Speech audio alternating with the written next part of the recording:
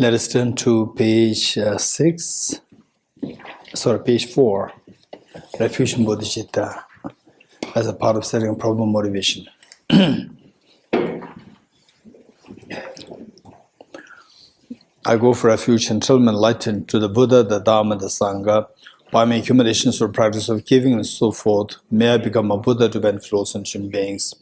I go for refuge until I'm enlightened to the Buddha, the Dharma, the Sangha, by my accumulations or practice of giving and so forth. May I become a Buddha to benefit all sentient beings.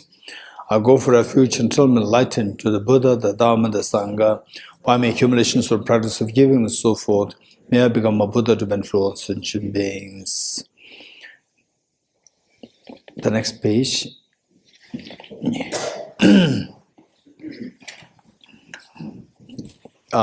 Essence of independent origin mantra.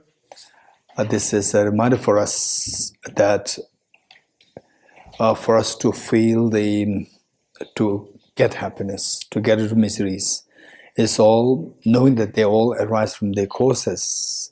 So we need to learn how to embrace the causes of the happiness and discard the causes of the suffering.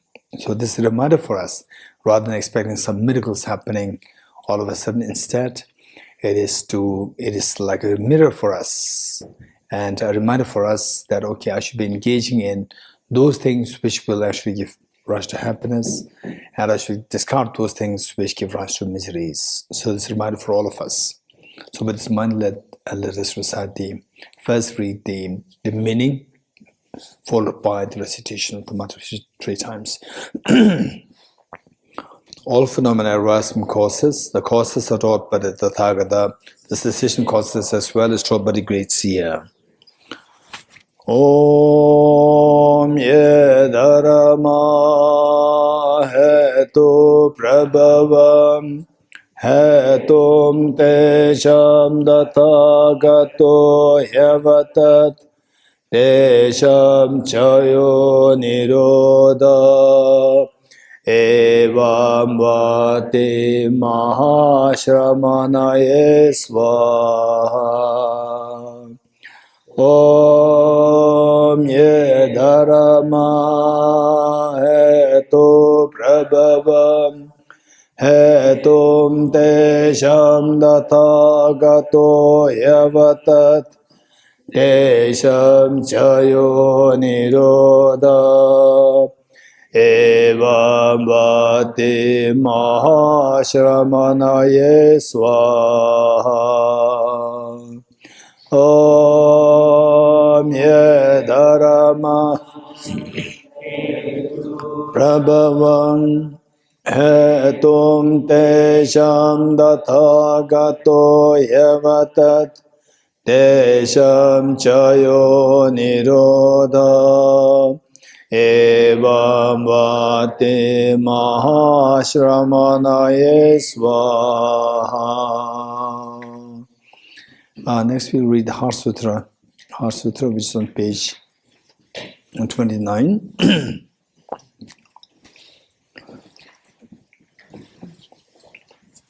Page 29. As we read Heart Sutra, there are 3 things for us to keep in mind. Before the 3 things, the background of the Heart Sutra, that in Rajgir, the place where the Buddha presided over the teaching on Heart Sutra. How many have been to Rajgir? Raise hands. How many have been to Rajgir? Rajgir, the place where the Buddha actually this Heart Sutra was taught. Okay, Rajgir. Sorry? It is close to Bodh Gaya. It's about like 2.5 to 3 hours from Bodh Gaya. Yeah. Okay, in future, if you do get the opportunity, that will be wonderful if you can go there, because that is a place where the Buddha gave many teachings, and the one of which is the Heart Sutra. So there, the Buddha presided over the congregation, and on the 2 sides, Avalokiteshvara, the Bodhisattva of compassion, and the Arahat Shariputra, two of them were there, and surrounded by the monks and the bodhisattvas, nuns, and the lay devotees were over there. And then the Buddha immersed himself into the very profound meditation known as the all-pervasive illumination, which means the wisdom of emptiness. He just went into this samadhi, and unlike the ordinary beings like us, and of course it doesn't mean that we will forever remain ordinary being. If we put the concerted effort, we can also become the full awakened one, the way the Buddha Shakyamuni became. And so there, for the ordinary beings, when you have direct access to one reality, you cannot have the direct access to the ultimate reality. So whereas when you have direct access to ultimate reality, you cannot have the direct access to conventional reality. So these two, you have to alternate between the two. For example, say when we talk, when you have compassion, you cannot have, when you feel the empathy, you can't really think of sophisticated mathematical calculations, how E equals MC squared. We can think of that. Whereas when you become a Buddha, all the mental defilements are gone, that you can have direct access to all the phenomena simultaneously. Ultimate reality as well as conventional reality. So while the Buddha was absorbed into ultimate reality, he also had access to conventional reality simultaneously. So with this access, he inspired and blessed Shariputra. Usually the Buddha is depicted with the two monks on his two sides. Over there, the wall painting, the wall mural, the two monks are depicted on his two sides.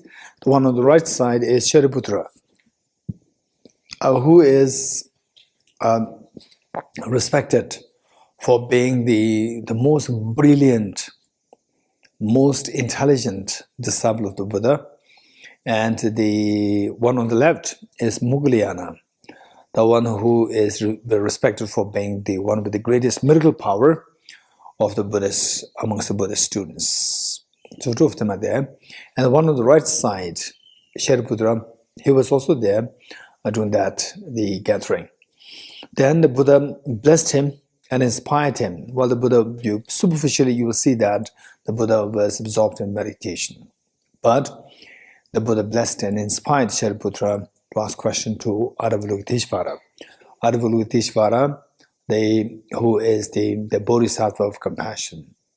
Okay, right here, Lama Tsongkhapa in the middle, and then to the top right side is Avalokiteshvara, the Bodhisattva of compassion, and then the one below him is the Bodhisattva of the wisdom, Manjushri, and to his left, from our side right, is Vajrapani, the Bodhisattva of power. So Buddha Shakyamuni, he inspired Shariputra to ask question to Avalokiteshvara, and then the way the Buddha blessed, Shariputra stood up, made prostration to the Buddha, turned to his Avalokiteshvara and asked the question. So, how should the child of a lineage practice the perfection of wisdom? In other words, say this Heart Sutra, to really take the maximum benefit of this Heart Sutra, we need to remember 3 points. One is, what is the question asked by Shariputra to Avalokiteshvara? What is the question asked by Shariputra to Avalokiteshvara? Number one. Number two, what is the response given by Avalokiteshvara to Shariputra? Number three, what is the benefit if we practice the way Avalokiteshvara taught in response to Shariputra's question? Let me repeat the questions. The first one is, what was the question asked by Shariputra to Avalokiteshvara? Number two, What is the response given by Avalokiteshvara to Shariputra? Number 3, what is the benefit if we practice as taught by Avalokiteshvara in response to the question asked by the Shariputra? Okay, so the question asked is, how should the child of a lineage practice the perfection of wisdom? Let me repeat it. How should the child of the lineage practice the perfection of wisdom? Say, child of lineage. What does it mean by child of lineage? In the olden times, say like 2,000 years ago, 3,000 years ago, the little son of the king is considered very important, more important than the most brilliant the ministers. He's considered so important. Why so important? Because he's holding the lineage of the king. Eventually, he's going to become the king of the whole kingdom. So likewise, here, the child of the lineage. Lineage here is the lineage of the kings. Lineage of the Buddhas, sorry. Lineage of the Buddhas.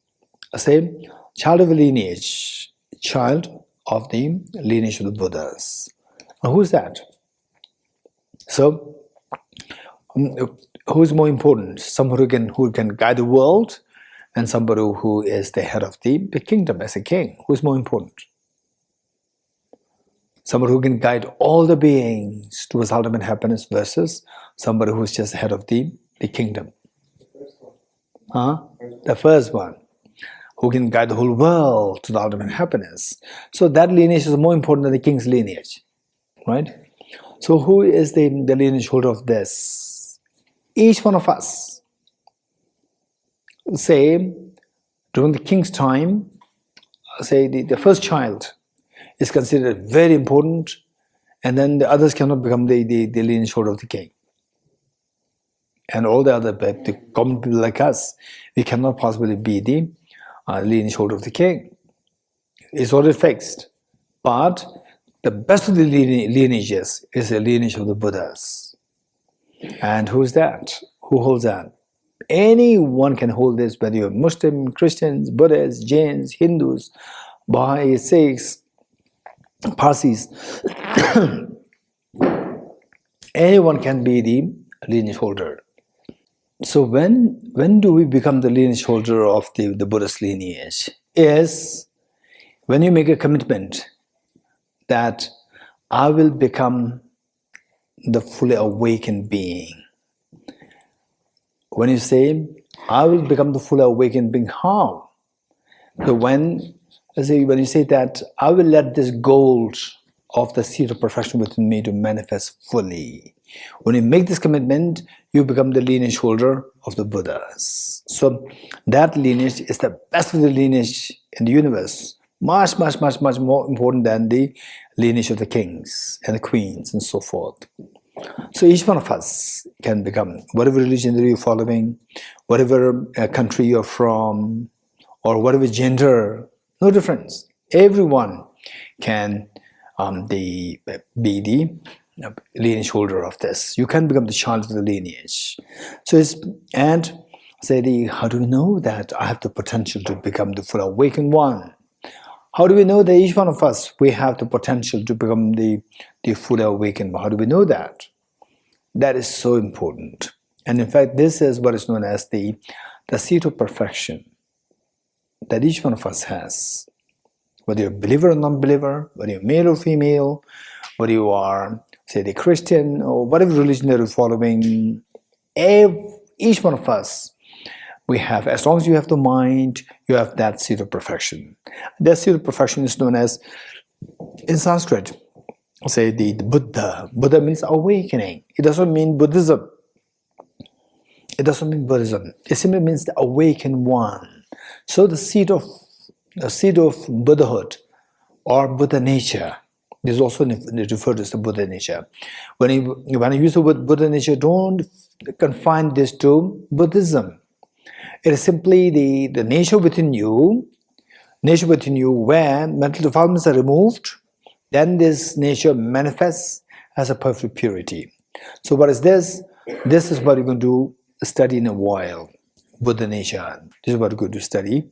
And meanwhile, all these things just see if they make sense to you. That's very important. You don't just follow blindly, just see if it makes sense. If it doesn't make sense now, it may make sense tomorrow, we never know. Don't just dump them because it doesn't make sense to you now, right? Say, for example, say the mother gives a check to the child, a will to the child. This is your PhD, this is your financial support for your PhD program. A child who is just age 4 or 5, it doesn't make any sense. Child prefers to have a chocolate rather than, the will for your PhD financial support for the child.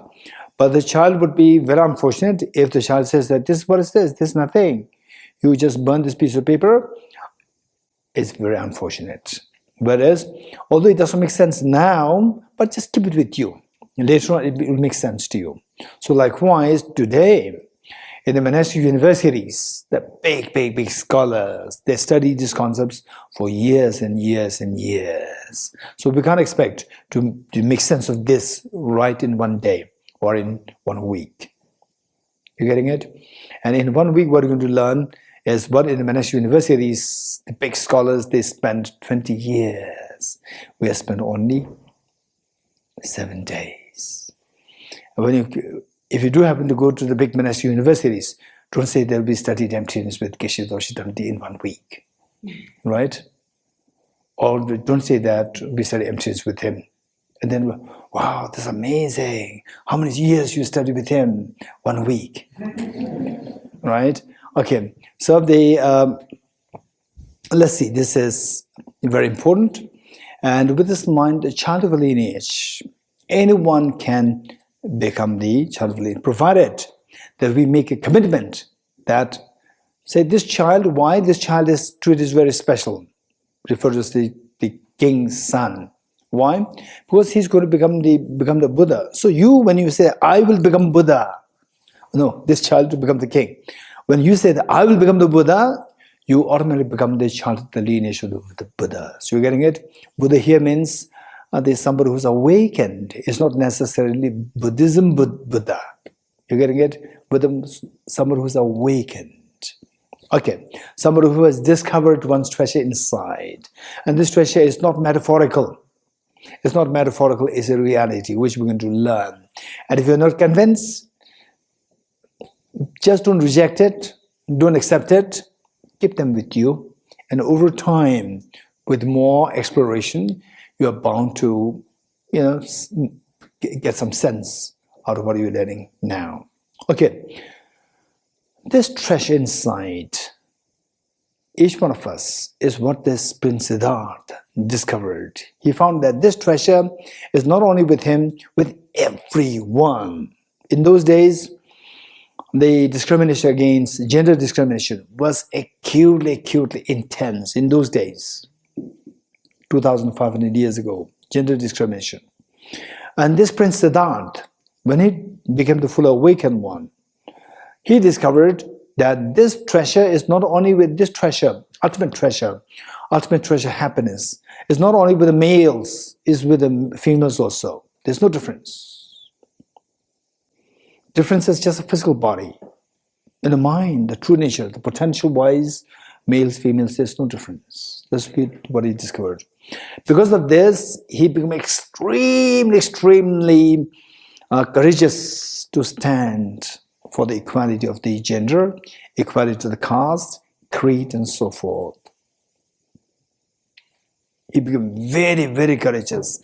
And you may feel today, we see that Buddha is depicted everywhere. Everybody's keeping the Buddha statue, thinking that, oh, he's the divine, he's the Lord Buddha, everybody respects him. No, in those days, he faced a lot of challenges from the people who belong to what is known as high caste. People who don't agree with the say social justice or social equality or gender equality. He faced so much challenges from these people, and he stood so firmly against gender discrimination, caste discrimination, and so forth.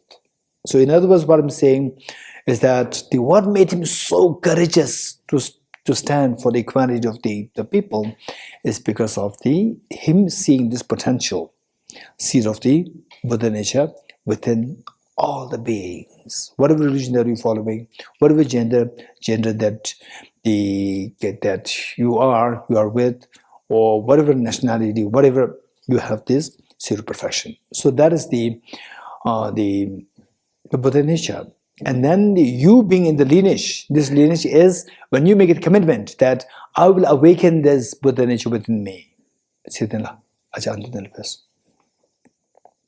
I will awaken this Bodhicitta. I'll awaken this Buddha nature. So when you make this commitment, at that point you become the lineage holder of this most precious lineage of the full awakening.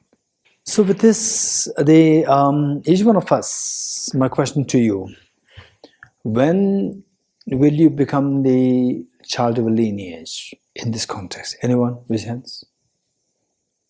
Yes. Any child with a commitment that I will become a fully awakened being becomes a child. Perfect. Whenever you make commitment that I will become the fully awakened being, or I will awaken the seed of perfection within me. Anytime you make this commitment, you become the child of the lineage. Okay. So the next point is, once you make the commitment, what will I do? Right? Okay, how to awaken the seed of perfection? So that is by waking up from the sleep of ignorance. By waking up from the sleep of ignorance. Okay. So, how to wake up from the sleep of ignorance? By lighting the lamp of the wisdom. By igniting the lamp of the wisdom. So it says here, they say, how should the child of a lineage practice the perfection of wisdom? This is a question asked by Shariputra. When somebody makes a commitment that I will become a Buddha, I will awaken the seed of perfection within me, what should I practice? We should practice wisdom. How should you practice wisdom? This is the question asked by Shariputra. The next, what answer Aravalokiteshvara gave is that Aravalokiteshvara explained the wisdom in great detail, how everything, be it external world or the internal world of the habitat where we live in, and the internal world of your being, that I'm happy, I'm not happy, and so forth. So, and your family members and everyone, everything is nothing but a mental projection. Okay. How many of you have seen your dream as real in your life? Raise hands. How many have seen your dream as real in your life? Okay. So when does that happen? Seeing the dream as real, it happens in the dream or waking up? In the dream. So seeing the dream as real, is that ignorance or this is wisdom? Ignorance. So ignorance happens in the dream, right? So how to come out of this ignorance? Wake up. Waking up, how is this ignorance removed?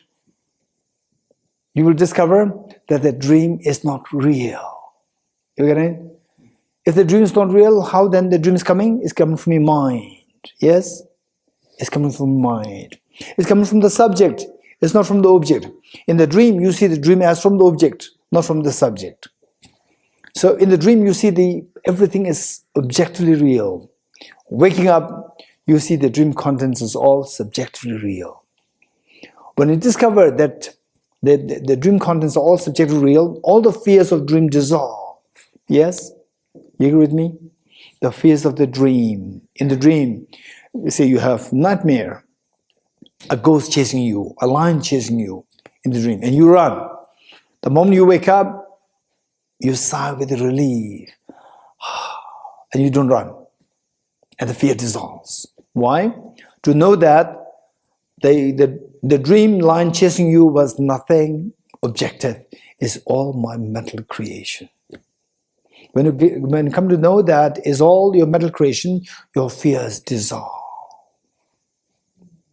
Okay, So in dream, you see the dream as real. In dream, that is ignorance. What's the outcome? Fear. And when you see the dream as empty of being real, empty of being objectively real, when you wake up, what's the outcome? What is that? Seeing the dream as empty of being real, that is wisdom. What's the outcome? The fear dissolves.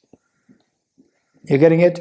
So, now, if it is the case that in real life, whatever we are seeing, experiencing in the real life, in the waking state, if these are also dream-like, if you come to discover that as like dream, then you wake up from the second dream.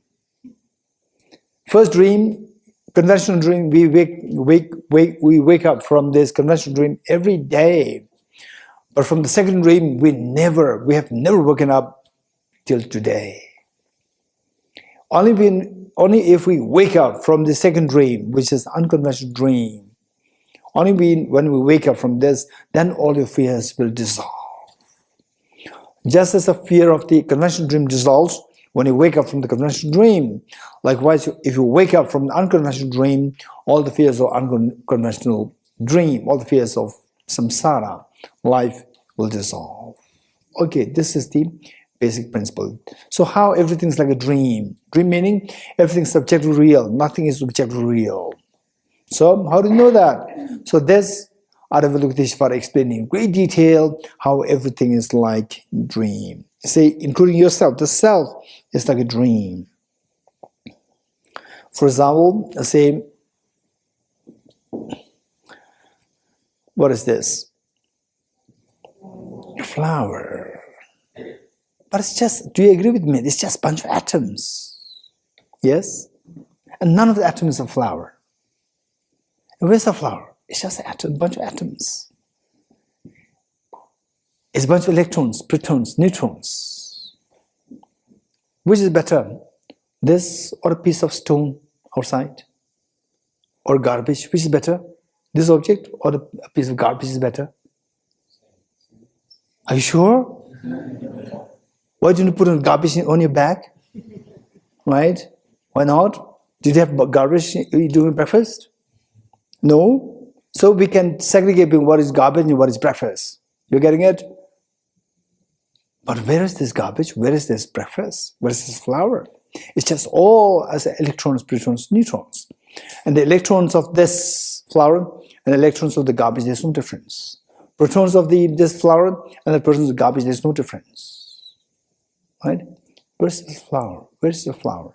Where's the breakfast? What's the difference between breakfast and the garbage? Is there a difference or not? Yes, there's a difference. Don't eat garbage, eat breakfast. Don't drink alcohol, drink water. Don't drink, you can drink tea, milk, not alcohol. Don't eat garbage, eat breakfast. Right? There's a distinction there. But it's strange, it's funny. What we see is flower is beautiful. Right? With the COVID, we have to use the gloves. For the flower, you don't have to use the gloves. There's a difference there. But COVID is also made of what? Some fatty tissues with the DNA molecules. Right? That's it. And DNA molecules are also made of atoms. Atoms are made of electrons, protons, and neutrons. This is also made of electrons, protons, and neutrons. We don't put them gloves there. For the other, we do. So where is this COVID-19? Where's the flower? So if you see like this, then you see that from the object there's nothing really there. In a perception, there's a difference. Perception means subject or object. Hey, perception means subject or object. Subject, it's purely subjective. Right? It's just mere perception, meaning it's just subjective. It's not from the object. Okay, so Venerable explained in great detail how everything is just, say, the nothing really from the object. Everything exists from the subjective, the perception, subjective existence, empty of objective existence. Empty of objective existence known as emptiness, which is the popular topic, which is being discussed in great length on the high level academic discussions and even in the classes, people discuss on this on various levels. Okay, so what's the benefit? If you see that everything is like a dream, as taught by Avalokiteshvara, so what's the benefit? This next question. So the benefit is that you come to know that things are subjectively real, nothing from the object. It becomes like you wake up from the nightmare. You come out of that nightmare. Why you have so much fear in the nightmare? Also because seeing the dream tiger is real.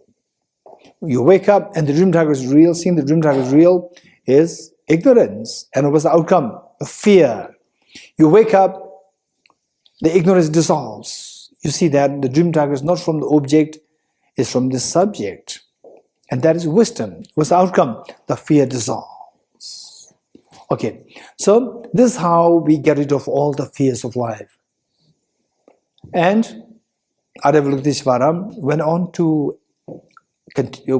to say that this understanding, this realization that everything is just your mental projection, that is the entry gate. This is the only entry gate through which all the enlightened beings of the past, present, future enter to reach the state of fearlessness and infinite happiness.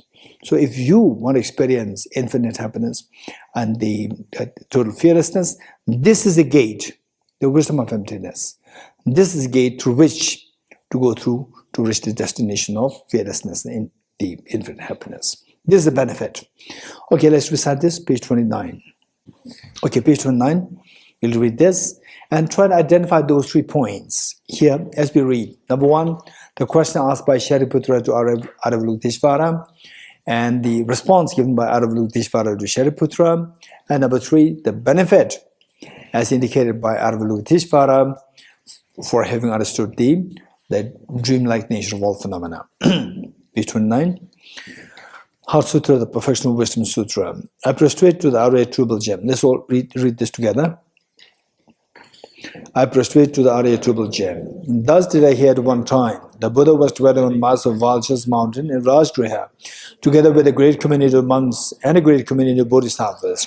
At that time, the Buddha was absorbed in the concentration on the categories of phenomena called profound illumination. Also at that time, the Bodhisattva Mahasattva Avalokiteshvara looked upon the very practice of the profound illumination of wisdom and beheld those 5 aggregates also as empty of inherent nature. Then through the power of the Buddha, Venerable Shariputra said this to the Bodhisattva Mahasattva Avalokiteshvara: how should any child of the lineage who wishes to practice the activity of the profound professional wisdom train? He said that, and the Bodhisattva Mahasattva Avalokiteshvara said this to the Venerable Shariputra: Shariputra, any son of the lineage or daughter of the lineage who wishes to practice the activity of profound professional wisdom should look upon it like this, correctly and repeatedly, beholding those 5 aggregates also as empty of inherent nature. Form is empty, emptiness of form. Emptiness is not other than form. Form is also not other than emptiness.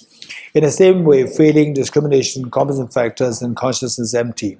Shariputra, likewise, all phenomena are empty, without characteristic, unproduced, unceased, stainless, not without stain, not deficient, not fulfilled.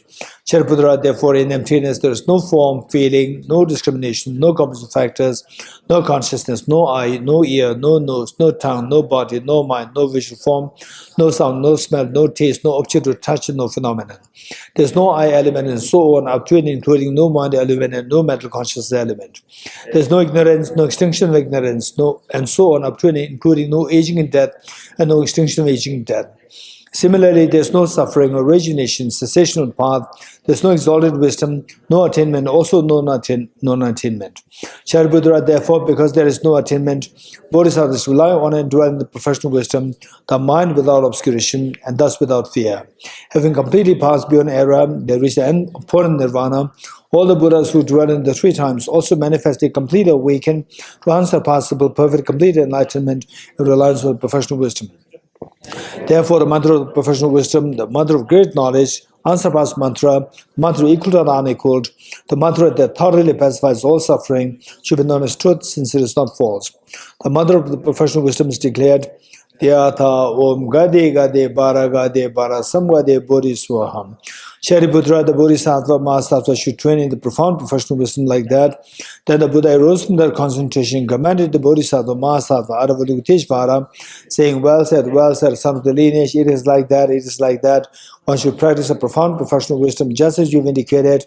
Even the Tathagatas rejoice. The Buddha having thus spoken, the Venerable Sharitvadiputra, the Bodhisattva, Mahasattva, Avalokiteshvara, who surrounded the entirety, along with the world of gods, humans, asuras, and gandharvas, were overjoyed and highly praised as spoken by the Buddha. Deyata Om Gate Gate Paragate Parasamgate Bodhiswatyata Om Gate Gate Paragate Parasamgate Bodhiswatyata Om Gate Gate Paragate Parasamgate Bodhiswaha.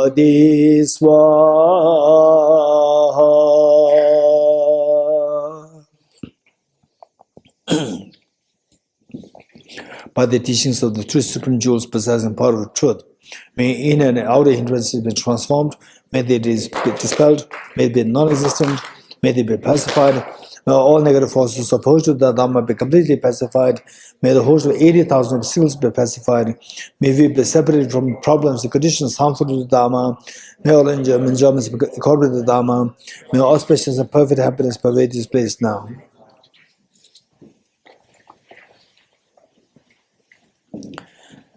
Okay.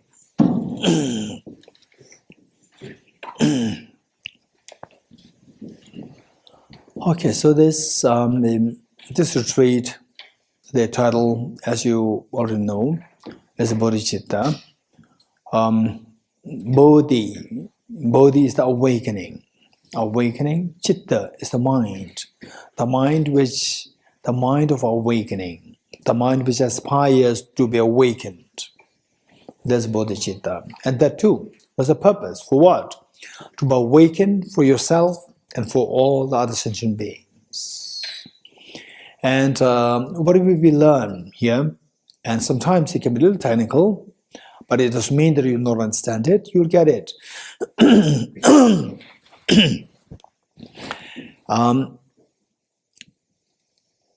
Where this may actually be like they say like a key opening a door, and then you start to see the whole treasure inside. And this 7-day program or the 8-day program can be like a key for us. And from this, then say the course of your life may even be a little changed. In some cases, they can be drastic change. We never know. To look for a greater meaning of life. Okay, let me begin with a question. What do you think is the meaning of life? In other words, what's the purpose of life? Anyone? Quick. Raise hands to save time. Yes, over there. Your name? Kartikeya. Yes. Is to find the most honest expression of your existence. Okay, to find the most honest expression of the existence. Yeah. Okay, good. Anyone else? What's the purpose of life? What's the meaning of life? Self-realization. Self-realization. To be of benefit to others. To be of benefit to everyone. To benefit to others.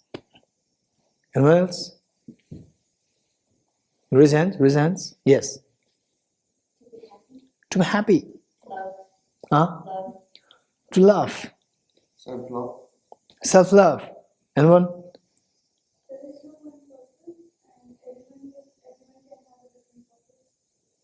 So therefore I'm asking your purpose. Or you came here to look for the purpose? Then you came here for what? Yes. So to let this open mind be fully opened. This is the purpose of your life. Good. You found a purpose. Yes. To be happy yourself and make others happy. Yes. To wake up our true nature. Good. Anyone else? Yes. To end suffering. Okay. Anyone else? More? Yes. To work and master and learn how to develop equanimity. To develop equanimity. Yeah. Okay. More? To celebrate life. To celebrate life. Okay. So they are the answers, except for 2 or 3 answers, they're all divergent, they're all different answers. My next question. Why should we celebrate life? Why should we celebrate a gift?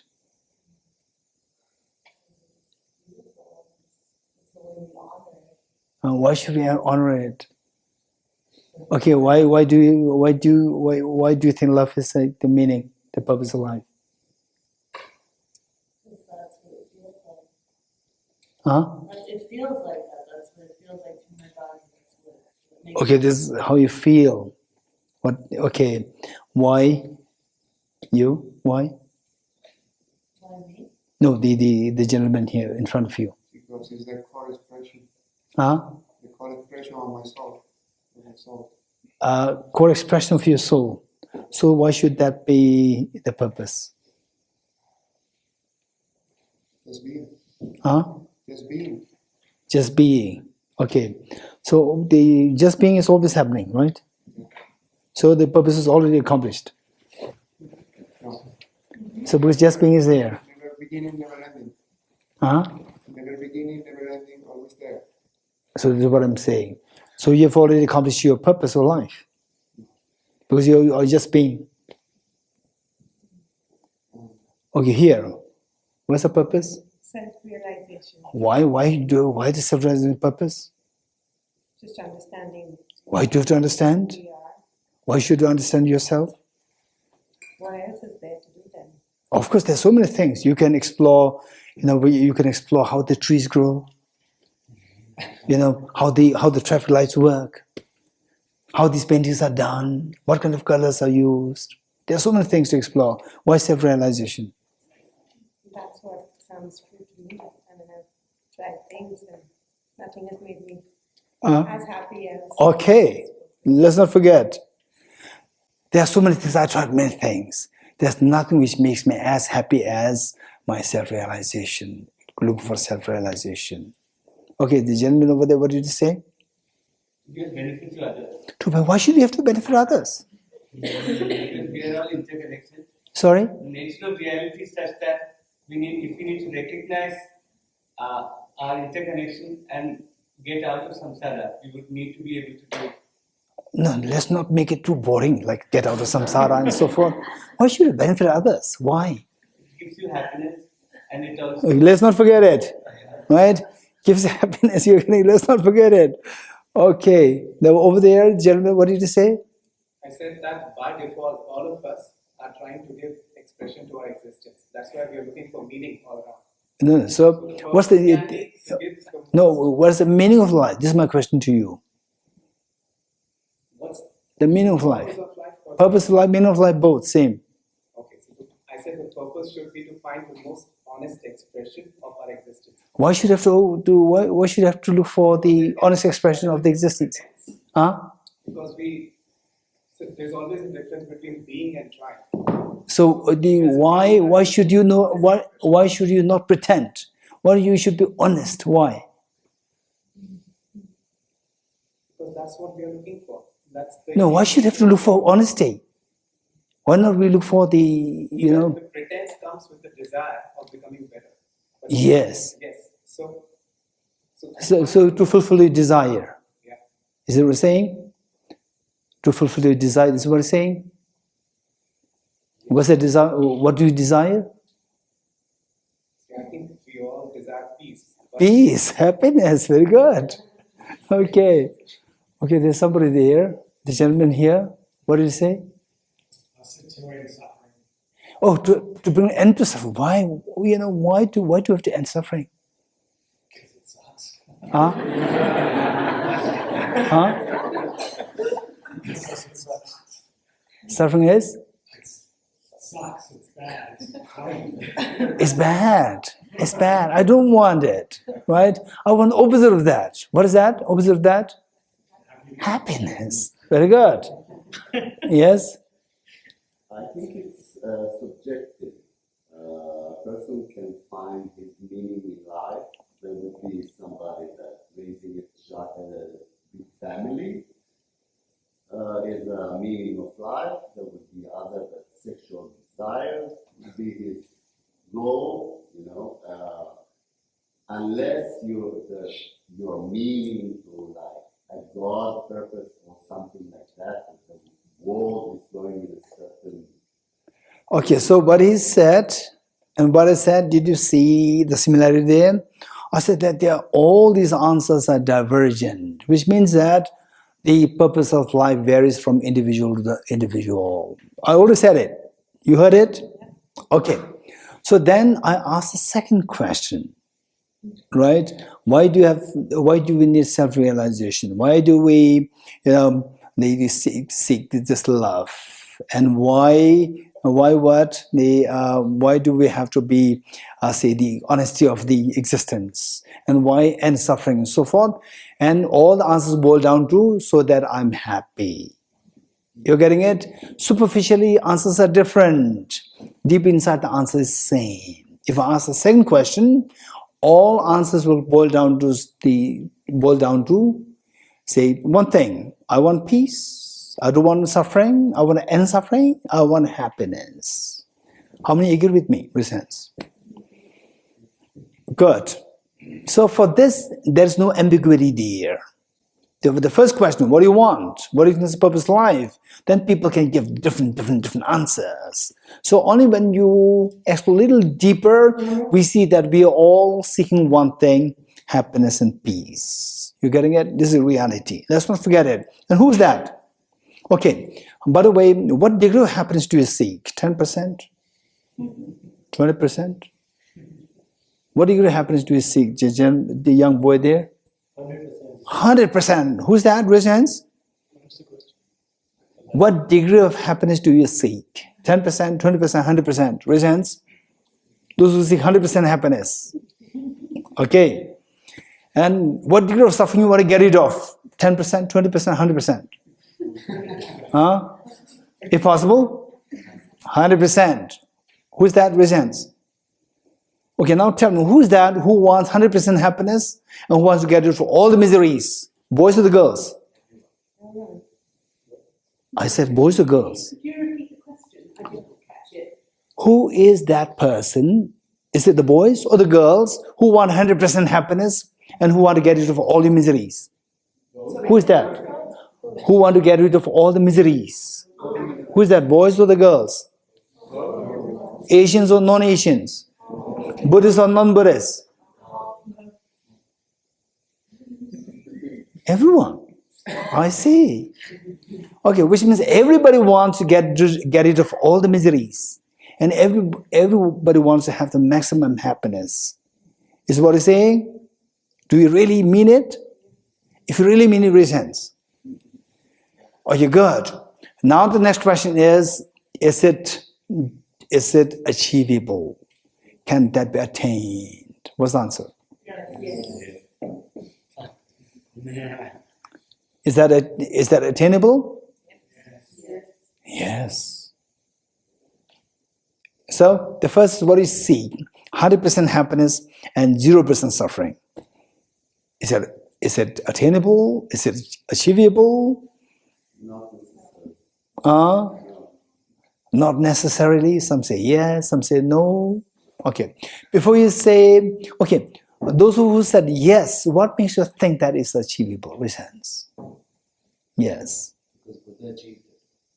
Buddha achieved it.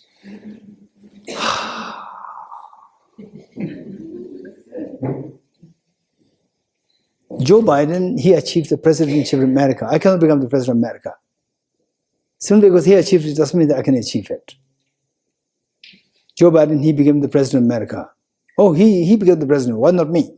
I cannot. In this life, I cannot. Right? Okay, what makes you think that you can achieve that? Anyone? Yes, the girl there?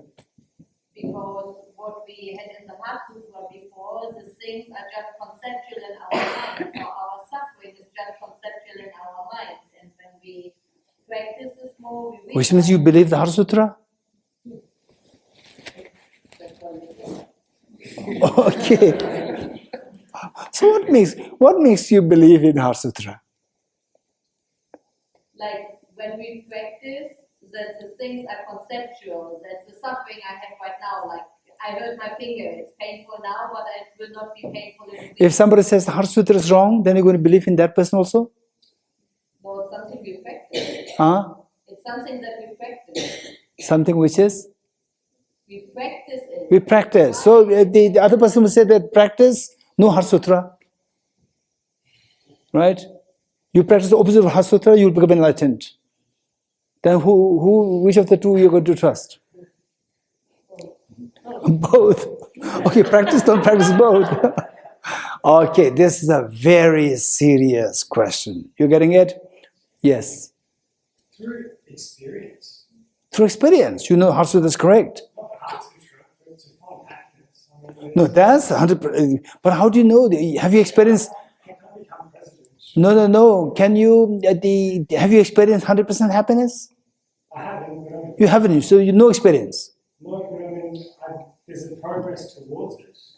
Progress was it, but then the progress has a limit. For example, water. Boil the water. Keep boiling it. After experience that from 10 degrees it can go to 20 degrees, 20 to 30, 40. It can go to 1,000 degrees. No, at 100 degrees it will evaporate. Yes, it turns into a It will reach a level, and then at that point it will evaporate, and then no further progress. but the evaporation is progress. No, I'm water. Water, right? It cannot go to 1,000 degrees centigrade. I can increase it till 100 degrees centigrade, then stop. Then it turns High jump, Usain Bolt, he cannot run for the 100 meters in 3 seconds. He cannot progress further. Don't expect that, right? Somebody can progress from 20 seconds to 10 seconds to 9.9 seconds to 9.5 seconds.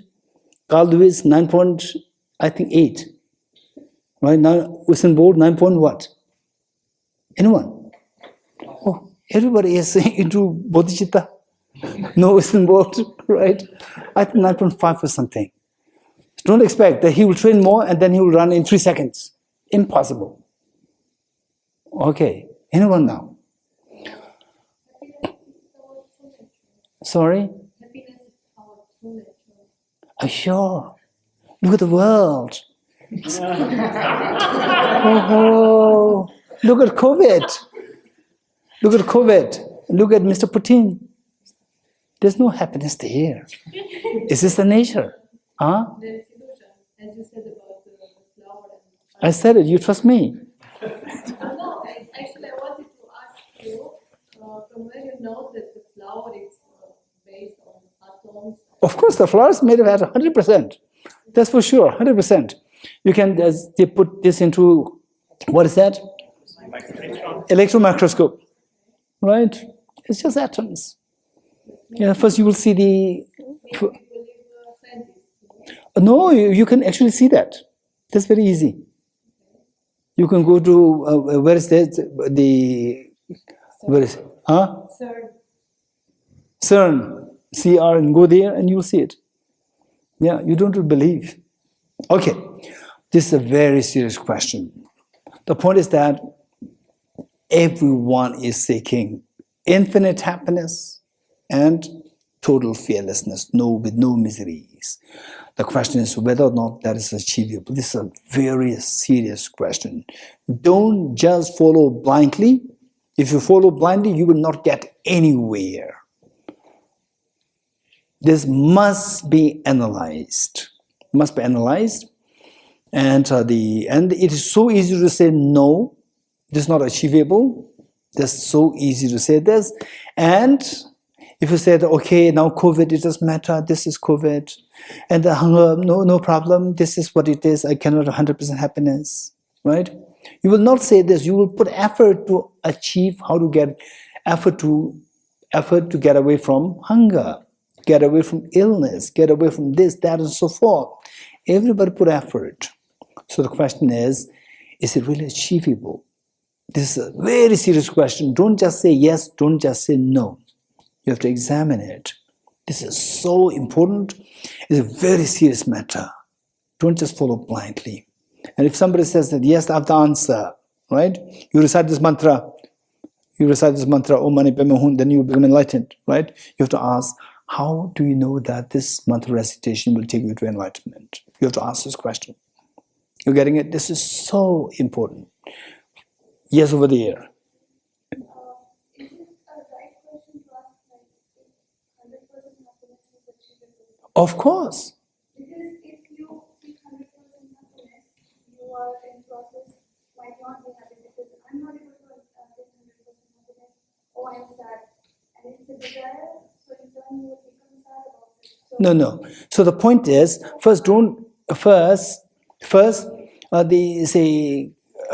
somebody says, let's make a change to this world. Let's bring an end to COVID-19. Let's bring an end to this war. Don't say no, don't be too negative. Be positive. Be positive, but realistically positive. Be realistically positive. First, listen. Listen what other people have to say. You're getting it? Don't just give your own reasons and let other people not speak. First, let other people speak, and then you think. You think, and you can have discussions. So for this reason, we have 3 group discussions. You're getting it? That's the reason. So if the hands come up like this, then we cannot finish Bodhicitta. You're getting it? Okay. So we should have some moderation. Some moderation. So let's have the flow. There are a lot of things to learn. You're getting it? And meanwhile, I appreciate your questions. Okay. So with this, the question is whether or not this is 100% happiness achievable. And in fact, it was in 2008 when His Holiness the Dalai Lama was invited to give a public address in Delhi University. And at the end of the public address, during the course and answer session, young girl stood up to ask a question. What's the purpose of life? This question asked by the girl. Then His Holiness, without second thought, said that we live on hope. How many live on hope? Raise hands. Tomorrow may be a better day. Right? We live on hope. And we hope for happiness. Therefore, the genuine happiness is the meaning of life. This is what His Holiness said. You getting it? Okay. So with this, but always as encouraged, always try to follow rationally, and make sure that what you do, what you learn, they make sense to you. This is very important. So with this in mind, this reminds me of my time in Cambridge, 2003, when I was in Cambridge for a short stay there. Short stay meaning studying the English there. Anyone from Cambridge, England? No one? Okay. I was from Girton College. I was the fellow in Girton College, and I've met many physicists. And particularly, there was one physicist who is extremely intelligent, very, very smart and intelligent. And for ordinary people like us, so difficult to talk to him. The moment you utter one sentence, you say there's internal contradiction, right? And at times you may feel hesitant to talk to him. Okay, so what he said was that, he said, in this world, only physics is education. How many are from education now, from his point of view? With physics background? Anyone from physics? Huh? 1, 2? That's it. Only 2 from education. 3. Okay, he said that only 3 are educated people. Right? He said only physics is education. And I said, okay, why? Why do you think so? And he said, because only physics allows you to have a critical thinking. All others are imitation of the earlier teachers. Okay. Then I told him, wait and listen to what the Buddha has to say. And the Buddha said, I quoted, the bhikshus and the wise people, just as the goldsmith tests the purity of the gold by cutting, rubbing, and burning the gold, you should also examine my words and put them into practice, not simply because you respect me. And he remained silent for a few seconds. And then he said, oh, the Buddha must have been a great physicist. Okay, so so here, the approach that we need to learn, we need to adopt is how to be rational. This is so important. To be rational does not mean that you reject things so easily. Sometimes your rationality may not work so perfectly well. Your rationality may not be complete. When it's not complete, you think that what the person is saying is wrong, but don't be too quick at decision making, right? So where you don't find something convincing, don't just reject outrightly. What you do is that be a smart person. What is a smart person? Smart person gathers all the information and will take time. Will take time to scrutinize, to subject these information to analysis, and to say that, okay, this information A, it makes total sense. You adopt it. B, it doesn't make any sense. It is totally wrong. Because of this, you discard it. C, oh, this is something which I'm not too sure yet. The reasons, I don't see any reasons to reject it, nor I see any reasons to adopt it. Keep it neutral. This should be an approach. You're getting it? So let's say that the Dharamsala is right, say at the slope of Mount Everest. You're already here in Dharamsala. It's not in the slope of Mount Everest. So you can reject this position. Right? And E equals mc square. Who said it? Einstein said it. Do you believe in this? No, I don't know. I have no clue. I don't know how to derive this. I don't know the derivation of this in the first place. E equals mc square. So I cannot reject it. No, I can accept it because I'm not convinced by this. It doesn't make sense to me. In other words, I don't know this. I don't have the capacity to know this as yet. So I keep it neutral. Right? Okay, so this should be approach. With this in mind, the question is, back to the question, that whether or not 100% happiness is achievable. This question. So for this, don't say yes, don't say no. Right? We have to keep exploring it. Okay. So they two things. That one we already shared with you, that is that in the dream, when you have nightmare, all these fears are because of the belief that the contents of the dream, like the dream tiger is chasing you, the dream ghost chasing you, these contents of the dream are seen as objectively real. That is the reason why we have so much of fear in the dream. How many agree with me in a sense? Okay, good.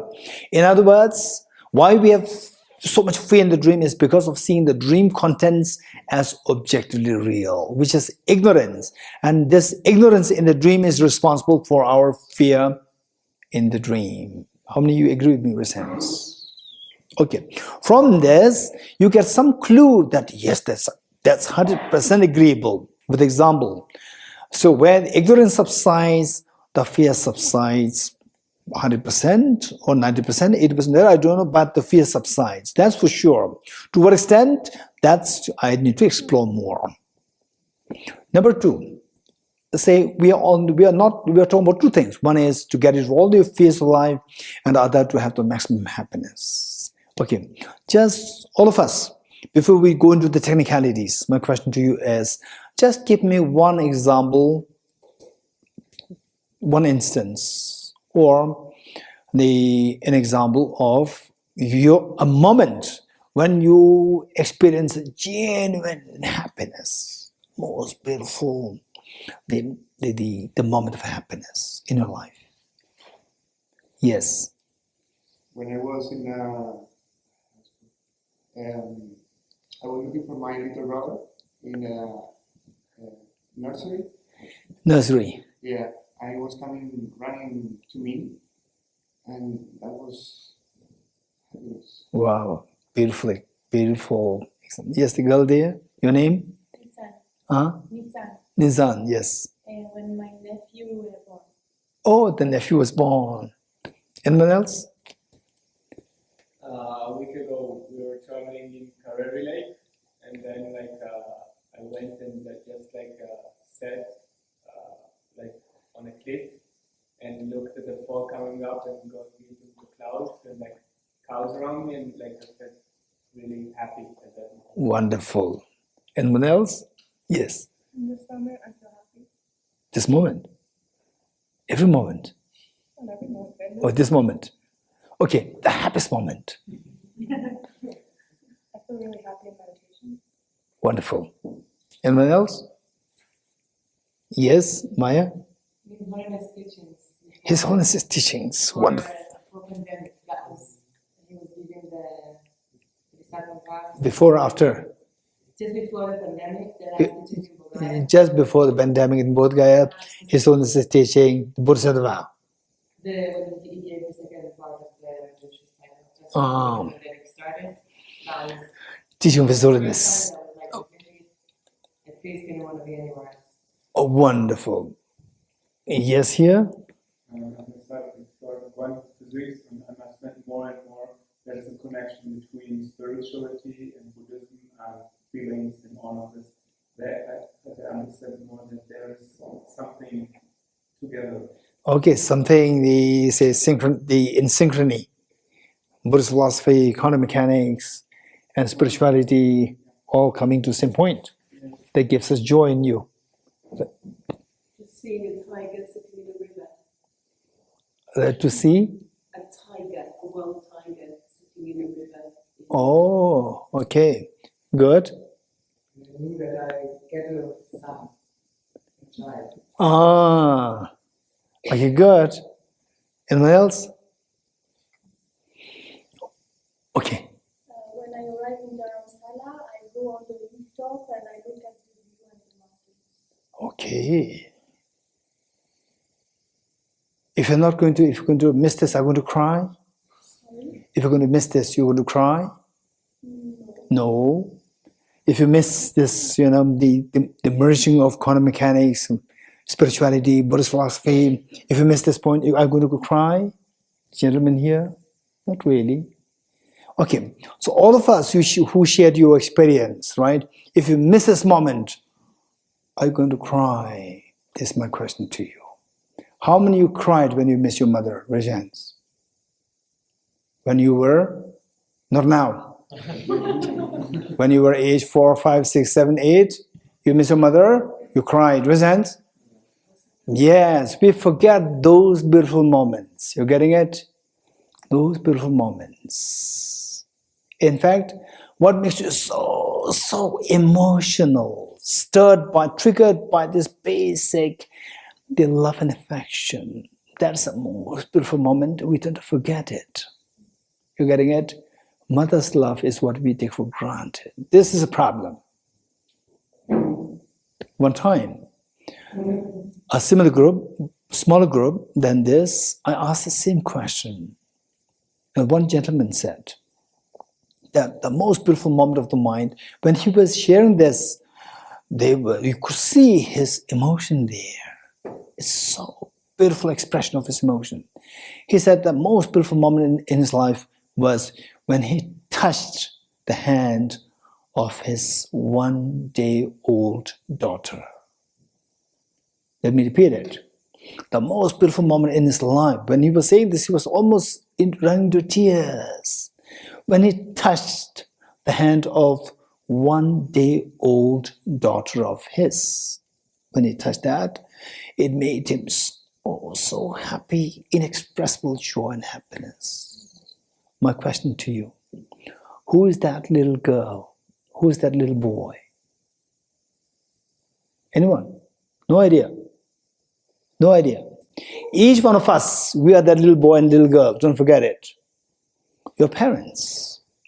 In most cases, 99% of the people, your parents, when you were 1 day old, how the parents feel for you. That is the feeling. We felt it. Today, if you meet somebody and that person wholeheartedly tells you that to touch you, to talk to you, is the most beautiful moment in my life. And genuinely, if the person is running to tears, saying this, would you be happy or not? You'd be extremely, extremely happy. And who's that? Your parents. And we forgot that. We forgot that. And hardly, if I ask this question to all here, and most likely, at the most, out of like 70 people, most like 2 or 3 people may talk about when I meet with my mother. Others will not talk about it. We forgot. We take for granted. That is the most beautiful moment. In fact, of course, this is one of the areas which we're going to focus on. And I personally would say that one moment that is most beautiful for me is when I was maybe like age 3 or 4, and I am the youngest child from the 3. And my mother, just totally a village lady. And the household, taking care of the house, that's it.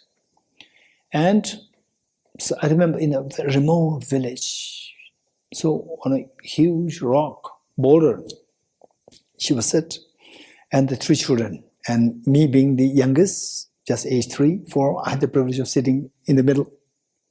And then the 2 other children, she would sing a song. That song, I still remember. And I was just like 3 or 4 years old. And that, particularly when I was age like 16, 17, 18, when that memory hits me, I can't really control my tears. It's so beautiful. It's so beautiful. So there's one very beautiful moment. And another one was, somehow it was a very beautiful moment. When I was with the Antonella here, Antonella and her husband, and there's another gentleman. 2 of them are there. We were together, I think 2006 or 7, together. And I could feel there's a purity reflected from 3 of them. Antonella here, and her husband, and another gentleman there. There's a purity reflected. As we were talking, I could feel the purity there. I felt that this must be what India was like 2,000 years ago, where not everybody, even in those days, all these nasty things were happening everywhere in the world. But overall speaking, the land of the respected as the Arya Bhumi, the land of the superior beings, the land of the noble beings. India is referred with this much of respect by the Tibetans. I could feel that, and I thought that this must be what it used to be like 2,000 years ago, 1,000 years ago here in India. Okay, and then another moment was when my flight landed in Singapore, Is anybody from Singapore? 1, 2. When my flight landed in Singapore, extremely inexpressible feeling of, beautiful feeling came to me. And you know why? Because the Singapore airport is beautiful? No. It's because the Singapore is a beautiful, tiny place? No.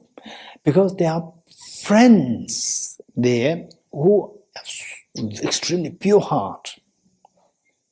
And just the mere somehow landing in this land where my extremely wonderful friends are here. This thought gave me such a beautiful feeling. It's beautiful. Okay. So in all these cases, the key is that this beauty is created by the feeling of love and affection. Do you agree with me?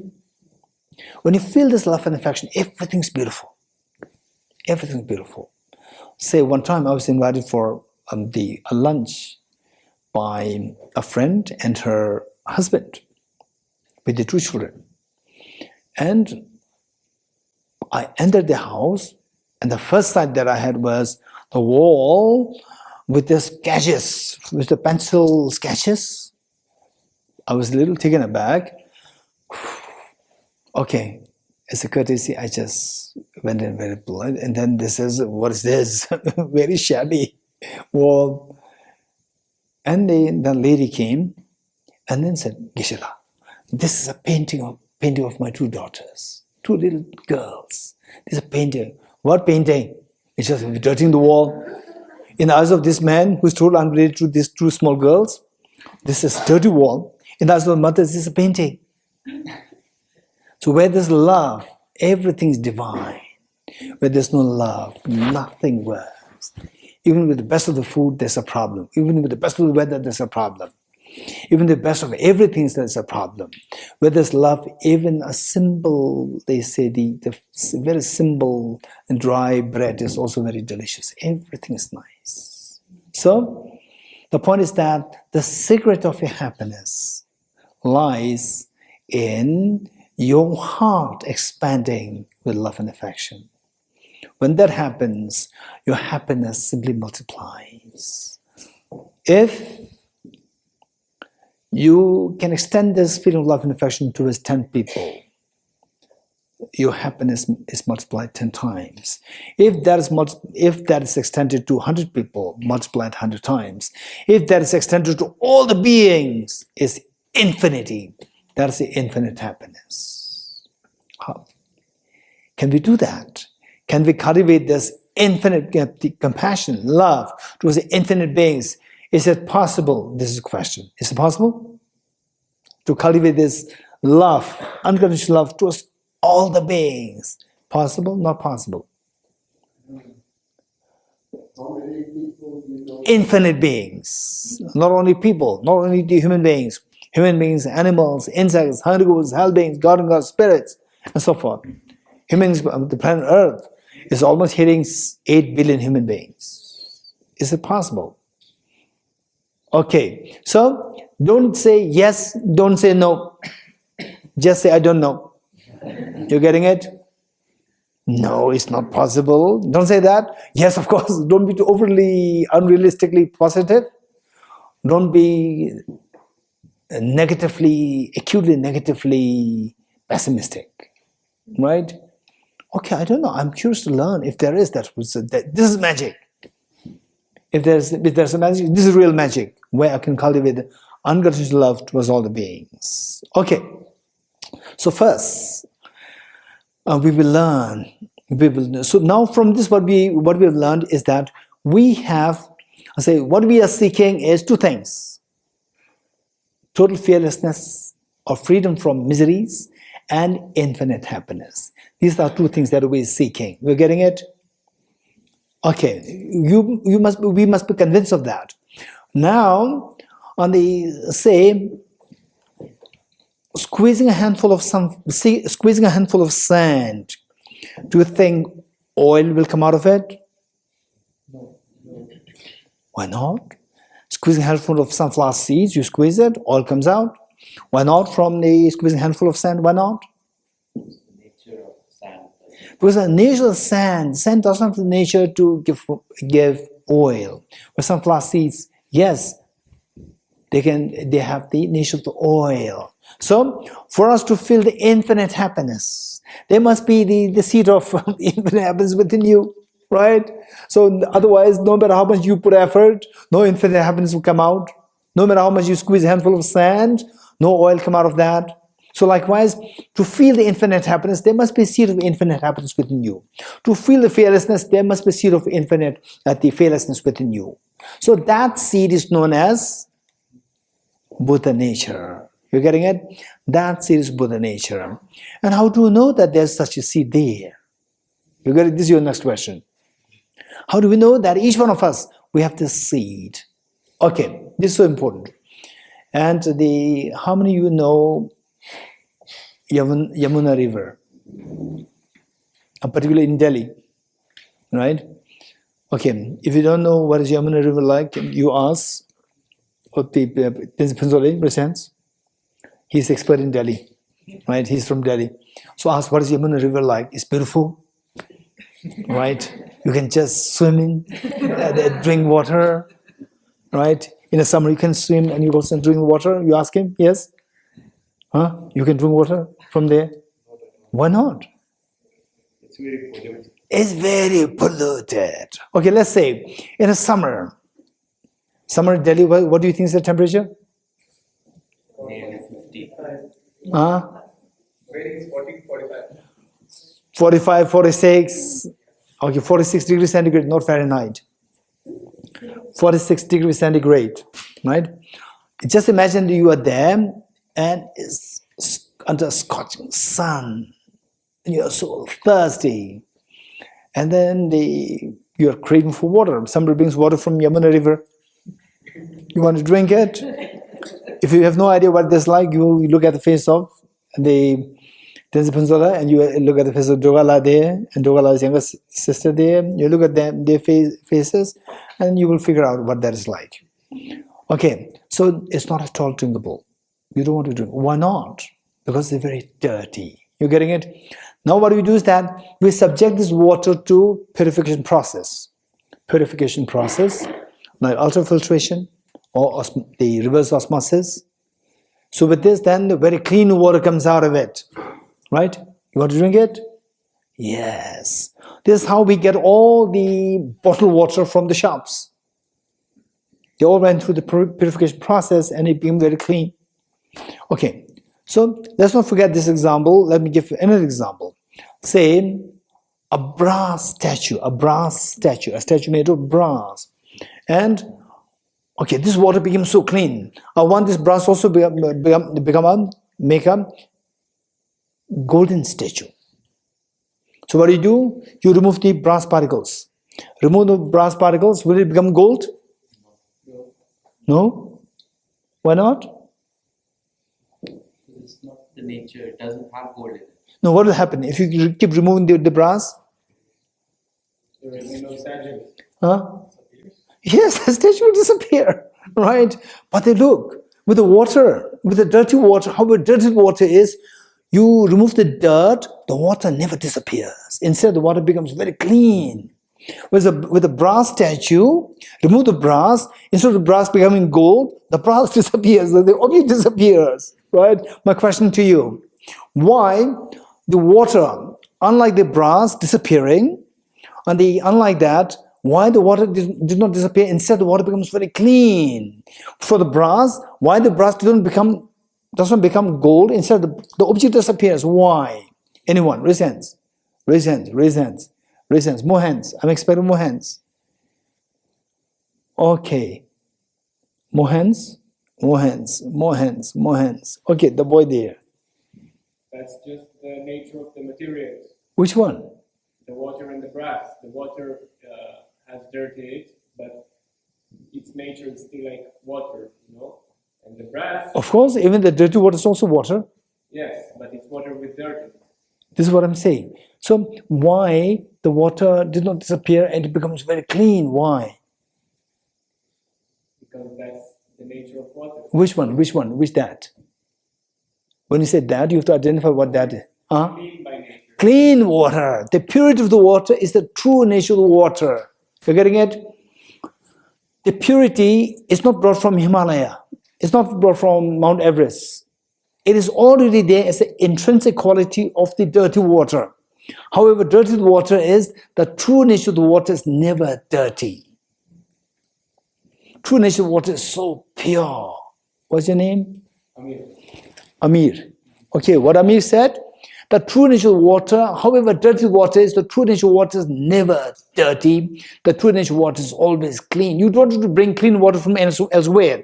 Remove the dirt and purity is within there, within it. So our mind, is it like the brass, or is it like this water? So our mind is like the water.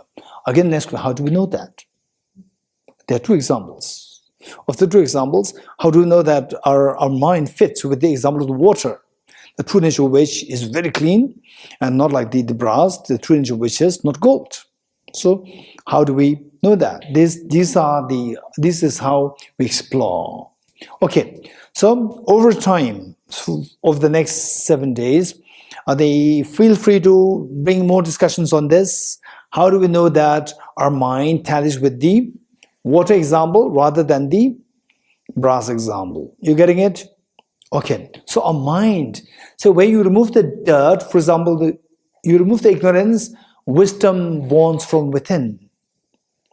You remove the selfishness, compassion grows from within. This is, you don't have to do anything extra. Just remove the selfishness and compassion grows from within. Remove the dirt of the water, purity comes from within. Purity of the water comes from within. You don't do, so remove the dirt and then purity comes, bring it from Mount Kailash. No need. Just remove the dirt and the true nature manifests. So true nature was obscured by the adventitious stains. So the pollutants, they are the adventitious, they are not the intrinsic nature of they are not the true nature of the water. It's for this reason that the great Indian master, Acharya Dharmakirti, you must remember this great master's name. Later on, about rebirth, how do we know the rebirth exists? Reincarnation, rebirth exists, will be in detailed explained by this author, Acharya Dharmakirti, Dharmakirti, Acharya Dharmakirti, and his book is going to become extremely useful, particularly chapter 2. It will become very useful for us to know more about the reality, to know more about our psychology, to know more about the rebirth. Okay, so so we have this, the true nature of mind is so pure. Acharya Dharmakirti, and the text is known as Pramana Vartika, Pramana Vartika, Pramana Vartika, Vartika, Pramana Vartika, Pramana Vartika, Vartika, Pramana Vartika. Author is Acharya, Acharya, Acharya Dharmakirti, Dharmakirti, Acharya Dharmakirti. So what is that? Is that the truth, in Tibetan it is Semgiranshi, the true nature of mind is clear light, and the mental stains are adventitious. Let me quote him again. In Pramana Vartika, what is said is that the true nature of our mind is clear light, is pure. The true nature of mind is clear light. And the mental stains are adventitious. Adventitious meaning which are not the true nature, which are like the temporary, which can be removable. Okay, this is what it said. So with this, once all these mental dirt are removed, then the true nature of the mind manifests. That is when experience total fearlessness, full wisdom, and full compassion, infinite happiness. This is what we're going to experience. Okay. We'll come back in 1 hour. Okay, we'll stop here. Yata Om Gate Gate Paragate Parasamgate Bodhiswatyata Om Gate Gate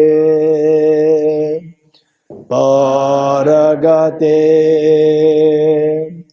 Parasamgate Bodhiswatyata Om Gate Gate Paragate Parasamgate Bodhiswatyata